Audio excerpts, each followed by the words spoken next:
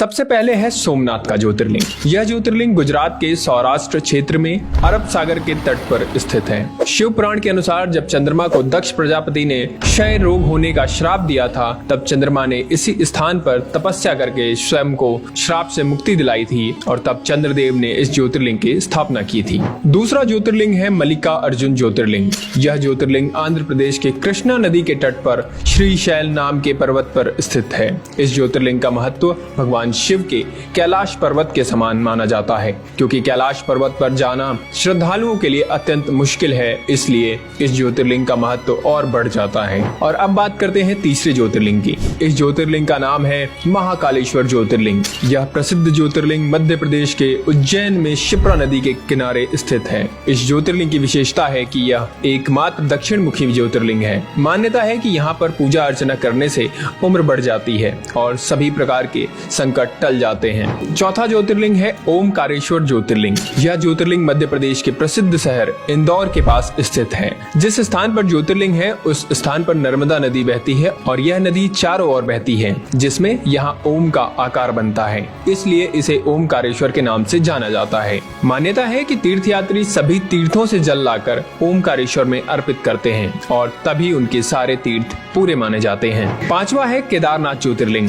भगवान शिव का यह प्रसिद्ध ज्योतिर्लिंग उत्तराखंड में स्थित है। यह मंदिर समुद्र तल से 3200 किलोमीटर ऊंचाई पर स्थित है। यहाँ सर्दियों में भारी बर्फबारी होती है, इसलिए सर्दियों के 6 महीने यहाँ जाना मुश्किल है, अर्थात यहाँ दर्शन के लिए सिर्फ गर्मी में ही जाया जा सकता है। मान्यता है कि इस मंदिर का निर्माण पांडवों के पौत्र महाराजा जन्मेजय ने करवाया था। अब बात करते हैं छठे ज्योतिर्लिंग की, जिसका नाम है भीमाशंकर ज्योतिर्लिंग। यह ज्योतिर्लिंग महाराष्ट्र के पुणे जिले में पश्चिमी घाट या सह्याद्री नामक पर्वत पर स्थित है। यहाँ स्थित शिवलिंग काफी मोटा है और इसलिए इसे मोटेश्वर महादेव भी कहा जाता है। सातवां है विश्वनाथ ज्योतिर्लिंग। यह ज्योतिर्लिंग उत्तर प्रदेश के काशी में गंगा नदी के किनारे स्थित है। यहाँ की मान्यता है कि काशी नगर को स्वयं भगवान शिव ने बसाया था और कैलाश पर्वत के बाद उनका दूसरा स्थायी निवास यही था।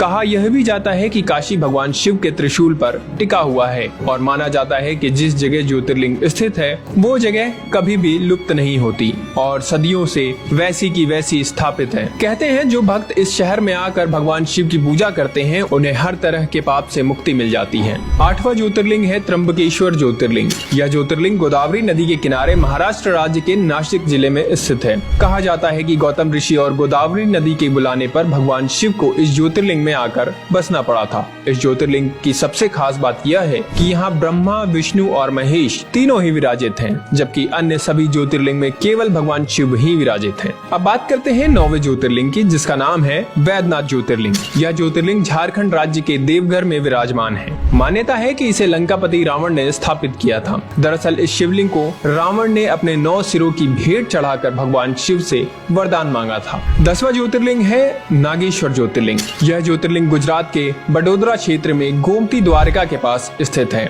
इसके अलावा कुछ लोग उत्तराखंड के अल्मोड़ा जिले में स्थित जागेश्वर शिवलिंग को भी नागेश्वर ज्योतिर्लिंग मानते हैं। 11वां ज्योतिर्लिंग है रामेश्वरम ज्योतिर्लिंग। यह ज्योतिर्लिंग तमिलनाडु के रामनाथन जिले में मन्नार की खाड़ी के पास स्थित है। यह भारत के दक्षिणी भाग में सबसे अधिक देखे जाने वाले मंदिरों में से एक है। मान्यता है कि यहाँ भगवान राम ने वानरों के साथ मिलकर लंका पर चढ़ाई के लिए राम सेतु बनाया था और यही उन्होंने रामेश्वरम ज्योतिर्लिंग की स्थापना की थी। इस दिव्य तीर्थ को भारत के 4 धामों में से एक भी माना जाता है। और अब 12वां यानी कि अंतिम ज्योतिर्लिंग, जिसका नाम है कृष्णेश्वर ज्योतिर्लिंग। यह ज्योतिर्लिंग महाराष्ट्र के दौलताबाद से लगभग 18 किलोमीटर दूर बहरौल गांव में स्थित है। इस मंदिर का निर्माण देवी अहिल्या होलकर ने करवाया था। धुष्मेश्वर महादेव के दर्शन से सभी पाप दूर हो जाते हैं और जीवन में सुखी सुख आ जाता है। तो दोस्तों ये थे भगवान शिव के 12 ज्योतिर्लिंग, जो सिर्फ भगवान शिव के स्थान ही नहीं बल्कि हमारी संस्कृति और भारतीय धरोहर का भी एक अंग माने जाते हैं। इसलिए अगर आपको वीडियो अच्छी लगी हो तो हमारे चैनल को सब्सक्राइब करें और हमारे फेसबुक पेज को फॉलो करना ना भूलें।